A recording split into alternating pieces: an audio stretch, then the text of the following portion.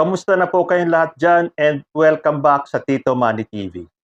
Sa lumalalang sitwasyon po sa pagitan ng China at ng Pilipinas, lalo na nung huling pag-water cannon ng China sa ating mga barko na ikinasira nito at ikinasugat ng mga tauhan na magdadala ng resupply sa BRP Sierra Madre, nananatili pong tikom ang bibig ni Vice President Sara Duterte. Wala po tayong naririnig sa kanya ni ha ni ho ng pagtutol sa ginagawa ng China sa atin.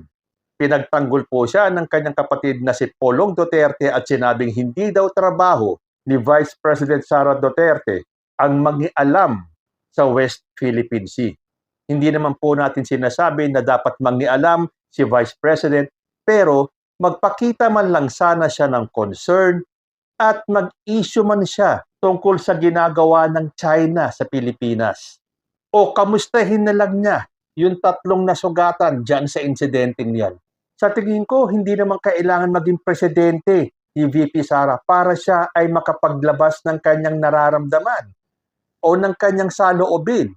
O totoo ba talagang siya ay pro-China?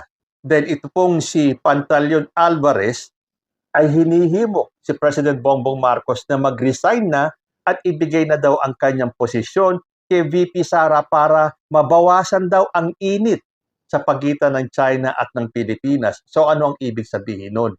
Porque si VP Sara ay sinasabi ring pro-China, mababawasan ba ang tension between China and the Philippines? Dahil alam po natin na si President Bongbong Marcos ay hindi po sumasang-ayon sa mga kagustuhan ng China sa ginagawa nila sa West Philippine Sea. So panoorin po natin itong video ginawa ko sa Usapang Tito Manny at kayo na po ang bahalang humusga.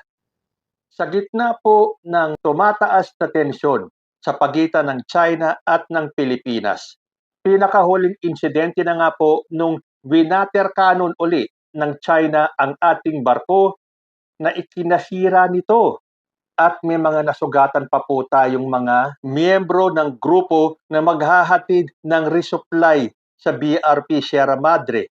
Pero kahit na ang dami na pong mga nagsasalita, pro-man or anti, pero hanggang ngayon po, ni isang salita wala po tayong naririnig sa ating Vice Presidenteng si Sara Duterte. Ang pinagtatakhan ko kasi, kung doon sa ibang issue siya ay nakakapag-release ng statement doon sa mga sundalo natin na naging biktima ng ambush sa Maguindanao, hindi nga ba't dinalaw pa niya ang mga pamilya nito? Bakit dito may nasaktan na tayong kapwa Pinoy, wala pa rin pong siyang sinasabi?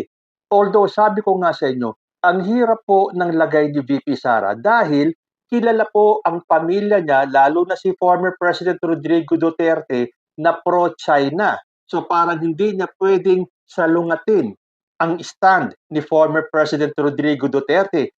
Kaya lang, siya po ay halal ng bayan at dapat ang kanyang tinitignan ay ang kapakanan ng taong bayan, hindi po ng ibang bansa. Ipinagtanggol nga po siya ng kanyang kapatid na si Paulo Duterte. Sabi po dito sa The Manila Times, Paulo defends VP's silence on China issue. Davao City 1st District Representative Paulo Duterte defended his sister, Vice President Sara Duterte, after her deafening silence about the Chinese water cannon attack on a Philippine supply vessel heading to Ayungin Shoal. Sabi po ni Paulo Duterte, the question on the actions of Chinese vessels in the West Philippine Sea should be directed at the Chief Architect of Foreign Policy, the Secretary of National Defense, and the Secretary of Foreign Affairs. It is not the job of the Vice President or the Secretary of the Department of Education to demonize China or any country for that matter. Pero napakadami na po ang mga nagsasalita tungkol sa insidente at doon sa pambubuli ng China sa Pilipinas. Hindi ba pwedeng magbigay ng statement si VP Sara? Hindi ba dapat ipagtanggol niya ang kapwa Pilipino niya? Bakit parang lumalabas tuloy na ang loyalty niya ay nasa China at ayaw niyang magalit ang China sa atin? Kung sa ibang issue nga Nakapaglabas ng statement si VP Sara, lalong-lalo na doon kay Pastor Apollo Kibuloy. Hindi lang siya basta naglabas ng statement, ipinagtanggol pa niya si Apollo Kibuloy. Hindi ba niya pwedeng ipagtanggol ang ating mga tao dyan sa West Philippine Sea? Lalo na at sumosobra na po talaga. Masyado na po tayong ginagago ng China. Or dahil ba ito dun sa secret deal ni former President Duterte at ng China? Secret deal na hindi ba dapat ipinaalam ni former President sa Pilipino? Bakit kailangan ilihim? So, ano kaya ang naging kapalit ng secret deal na yun? Bakit ngayon hindi makapaglabas ng ebidensya na may secret deal dahil oral lang daw ang naganap na agreement? Ano ba yun? Presidente kayo ng mga bansa ninyo, tapos okay lang sa inyo na magkaroon kayo ng agreement orally? Hindi ba dapat may kasulatan yan? O ano ngayon ang ginagawa ng China? Kesyo ganito, kesyo ganyan, hindi daw tumupad ang Pilipinas sa kasunduan, pero wala namang maipakitang dokumento na nagkaroon nga ng agreement. Pero tulad nga ng sinabi ko, why the secret deal? Bakit kailangan isikreto? Hindi ba kapag sinabing sikreto ay may itinatago? So ano kaya ang tinago ni former President sa mga Pilipino nung siya ay nakipag-agreement, albeit orally lang daw, with China? Ako sa tingin ko, imposibleng walang naging kapalit yun. Hindi tayo tanga. Hindi tayo pwedeng magbulag-bulagan o magmaang-maangan. Sabi pa ng kanyang kapatid na si Paulo Duterte, it is not the job of the Vice President or the Secretary of the Department of Education. Pero sa ibang bagay, nakakapag-release siya ng statement. Hindi ba? Huwag po natin gawing tanga ang mga Pilipino. Kahit kami po ay mga ordinaryong mamamayan lang, nakikita po namin at naiintindihan namin kung ano ang nangyayari. Huwag niyong palabasin na porke kami ay tahimik lang ay wala kaming naiintindihan sa ginagawa ninyo. At hindi habang panahon ay tatanggapin namin na laging no comment na lang si VP Sara. Vice President ka po namin. Inihalal kayo ng taong bayan. Kung naipapakita nyo sa ibang mga insidente na ipinagtatanggol nyo ang Pilipino, bakit dito? Nakakabinging katahimikan ang nakukuha namin sa inyo. Niha, niho, wala. So hindi ako maniniwala dito sa sinasabi ni Paulo Duterte that it is not the job of the Vice President. Well, pagpalagay na natin that it is not the job of the Vice President. Pero maglabas ka man lang ng statement. Well, pagpalagay na natin na hindi trabaho ng Vice President yan. Pero ang dami ng mga government officials ang nagsasalita. Bakit siya nananatiling tahimik? Tapos kapag nakakarinig kayo ng mga komento galing sa ating mga mamamayan, sasabihin ninyo sinisiraan si VP Sara. Ito po ay hindi paninira. Ito po ay pagtatanong. Kung nakakapag-issue si VP Sara ng statement tungkol sa ibang mga pangyayari, bakit hindi dito? Although sabi ko nga sa inyo, naiipit si VP Sara. Dahil paano nga siya magre-release ng statement condemning the acts of China samantalang yung tatay niya ay nakipag-secret deal sa presidente ng China. So ano ang aasahan natin kay VP Sara? Natural, mananatiling tahimik lang po yan at no comment lang po kahit na kitang-kita na ng buong sambayanan kung ano ang ginagawang panggagago sa atin ng China. So, si VP Sara ba ay pro-China? Dito po sa sinabi ni Davao del Norte 1st District Representative Pantaleon Alvarez, malalaman po natin kung ano talaga ang inclination ni VP Sara. Dahil sabi po dito sa balita, Davao del Norte 1st District Representative Pantaleon Alvarez, known to be a close ally of former President Rodrigo Duterte, has advised President Marcos to make the ultimate sacrifice by turning over the reins of the country to Vice President Sara Duterte. Wow! Para naman pakikinggan ka ng presidente natin. Sino ka para pag-resignin ang presidente natin at ibigay kay VP Sara ang pamamahala sa Pilipinas? Alam na ng bawat Pilipino ang mga motibo ninyo. Sabi pa ni Alvarez, I will advise the President to reflect and meditate this Holy Week. If Jesus Christ himself made sacrifice for the people, maybe it is his turn to do the same by voluntarily resigning from his position and turn over the functions of the presidency to the duly elected vice president in the person of VP Sara Duterte. The veteran congressman sees this as a way to somehow de-escalate the tension in the WPS. The Duterte family is known to have good ties with China. So, dito pa lang sa statement na to, alam na natin kung saan pumapanig si VP Sara.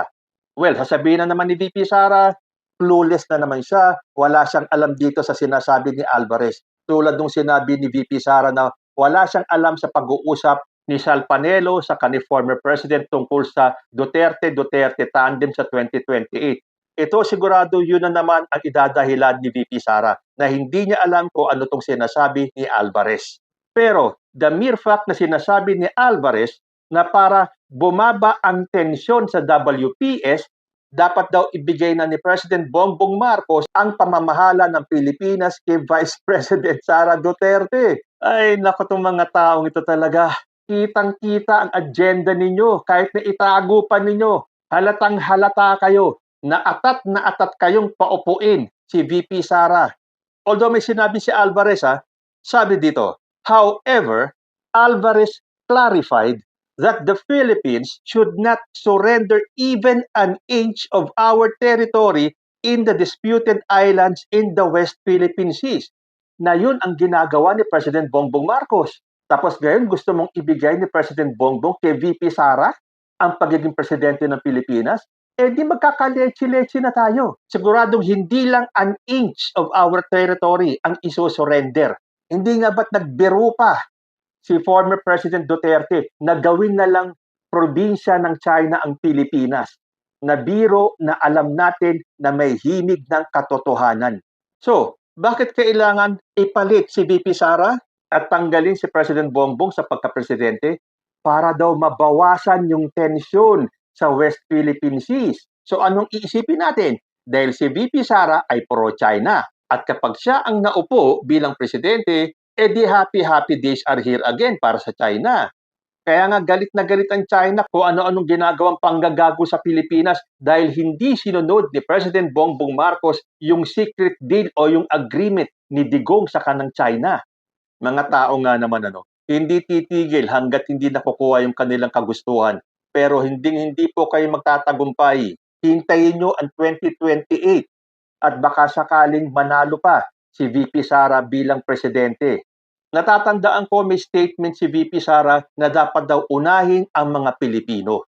Pero sa ginagawa niyang ito, na siya ay tikom ang bibig, hindi niya maipagtanggol kahit na nagkandasira-sira na ang barko ng Pilipinas dyan sa WPS at may mga nasugatan na. Hindi ba dapat ito ang pagkakataon magpakita siya ng pagtatanggol sa Pilipino? Pero as usual, no comment pa rin po ang ating Vice President. Sabi tuloy ng isang PCG official, kini-question niya po ang patriotism ng mga opisyales na tahimik sa WPS issue. Sabi po dito sa Inquirer.net, Philippine Coast Guard spokesperson for the West Philippine Sea, Commodore J. Tariela, questioned the loyalty and patriotism of ranking government officials who remain mum on the WPS issue. Sabi po ni Tariela, regardless of political affiliation or regional origins, the majority of Filipinos now stand united in expressing their angered criticism and strong disapproval of China's provocative bullying in our exclusive economic zone. Yung ginagawang pangbubuli ng China ay nasa ating exclusive economic zone. Dugtong pa ni Tariela, if you hold a high position in the government and have not yet expressed clear support for our armed forces of the Philippines, the Philippine Coast Guard, and our humble Filipino fishermen, it is important to reflect on where your loyalty and patriotism truly lie. Hindi nga ba't may 3 Pilipino ang nasugatan dun sa nangyaring water cannon ng China? These three brave men deserve the Filipino people's admiration, respect, and support. I just hope all government officials will recognize their patriotism and stand against China's aggression. At least give a statement. Pagwawakas po ni Commodore Tariela. So sa tingin ninyo, sino ang pinatutungkulan ni Commodore Tariela? Yan. Sa tingin ninyo, tama po ba ang kapatid ni VP Sara na si Pulong Duterte na hindi trabaho ng ating VP Sara ang makialam dyan sa usapin ng West Philippine Sea? Hindi man lang ba talaga siya pwedeng mag-issue ng kahit maiksing statement, pampalubag loob man lang doon sa mga dinaranas ng ating mga tao dyan sa West Philippine Sea? At sa tingin ninyo, dapat na nga bang ibigay ni President Bongbong Marcos ang pagkapangulo kay VP Sara? Ano sa palagay ninyo? Bakit ba hindi makapagsalita si VP Sara tungkol sa West Philippine Sea, samantalang sa ibang issue naman ay nakakapaglabas siya ng statement? Hanggang dito na lang po muna tayo. Hanggang sa susunod na mga issues, maraming salamat.